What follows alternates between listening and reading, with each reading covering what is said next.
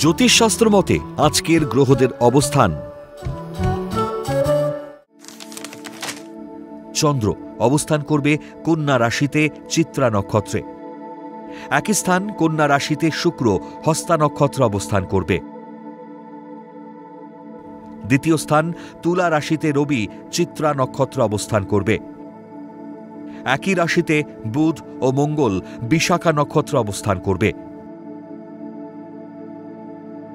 ষষ্ঠ স্থানে রাহু অবস্থান করবে কুম্ভ রাশিতে পূর্ব ভাদ্রপদ নক্ষত্রে। সপ্তম স্থান মীন রাশিতে বক্রী শনি অবস্থান করবে পূর্ব ভাদ্রপদ নক্ষত্রে। একাদশ স্থান কর্কট রাশিতে বৃহস্পতি অবস্থান করবে পুনর্বসু নক্ষত্রে।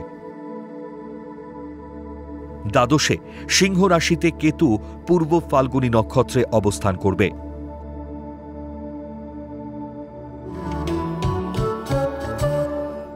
আজ জন্মগ্রহণ করলে রাশি কন্যা, নক্ষত্র হস্তা, তিথি অমাবস্যা,